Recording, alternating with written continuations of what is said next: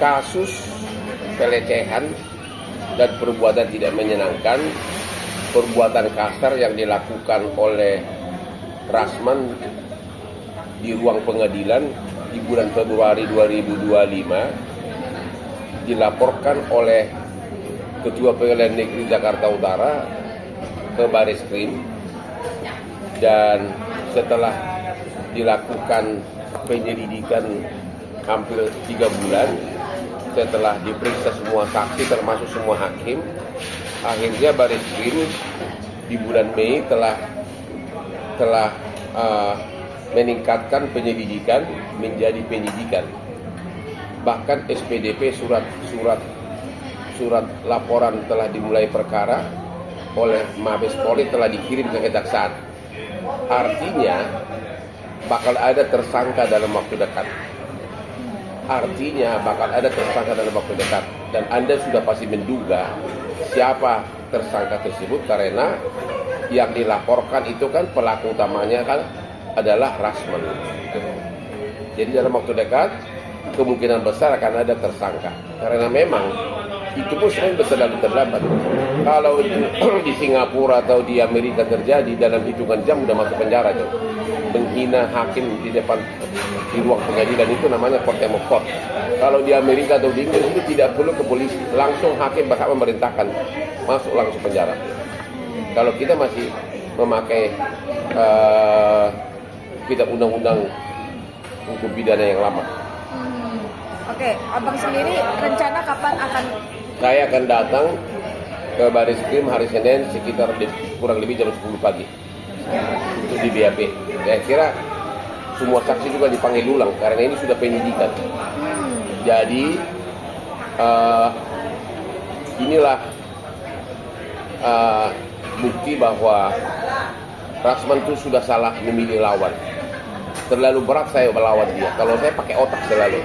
Kalau dia pakai emosi-emosi kayak inang-inang di pasar Impres di Senen, ya, lu bayangin hancurnya karir dia sebagai terdakwa.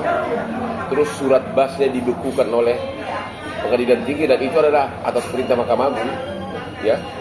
Di bas itu tidak boleh praktek. Apa itu hancur karirnya sudah. Mana ada lagi klien yang mau pakai dia. Dan yang ketiga, kalau ini sampai tersangka, udahlah. Makanya saya berulang-ulang bilang, udahlah Rasman, pulang kampung aja kau. Lebih bagus pulang ke Padang Sidempuan, mengembala beternak bebek di sana. Di Jakarta bukan tempatmu. Kalau kita ini pakai otak, kalau lu pakai cengengesan, dia itu gayanya aja suaranya gede. Dia bukan preman, gayanya aja suaranya gede. Tapi dia bukan preman, dan dia itu boleh dikatakan nggak jauh beda dengan mak-mak di gayanya itu, gaya bicaranya seperti mak-mak di pasar Impres gitu loh. Ya. Dia bukan siapa-siapa, he is nobody. Ya. Ketika mendapatkan surat itu reaksi abang seperti apa? Kenapa? Ketika mendapat surat undangan dari Bareskrim Itu jadi sih saya udah tahu bakal terjadi, karena memang kasusnya kan hitam putih jelas kok. Masa dibilang koruptor. Aduh, ke orang biasa aja diucapkan begitu udah penghinaan, apalagi ke ketua majelis hakim di dalam ruangan sidang pengadilan. Coba, itu kasar banget itu. Itulah menghina marwah pengadilan, menghina wibawa hakim. Itu merugikan rakyat seluruh Indonesia. Karena kalau pengadilan terhina, ya kita ini bagaimana penegakan hukum gitu loh, ya.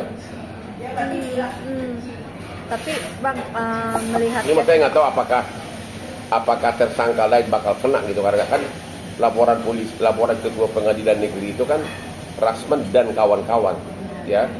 Jadi ingat, pelapor itu bukan aku, pelapor itu yang mengadukan itu adalah ketua pengadilan negeri Jakarta Utara atas perintah ketua pengadilan tinggi Jakarta. Jadi memang berat lawannya dia. Secara politik berat lawannya dia. Secara hukum lawannya dia itu lembaga. Jadi dia sudah berakhirlah karir dia lah. Makanya saya selalu bilang, pulanglah kau ke kampung. Ya, ngapain lagi kompresi pers dulu? Dia kalau kompresi pers orang ketawa, nggak ada yang percaya gitu loh. Kasus Fadil lah, terutama Fadil. Dari awal saya sudah bilang, Fadil itu kan waktu itu diduga sudah mempunyai kelemahan satu dengan anak di bawah umur.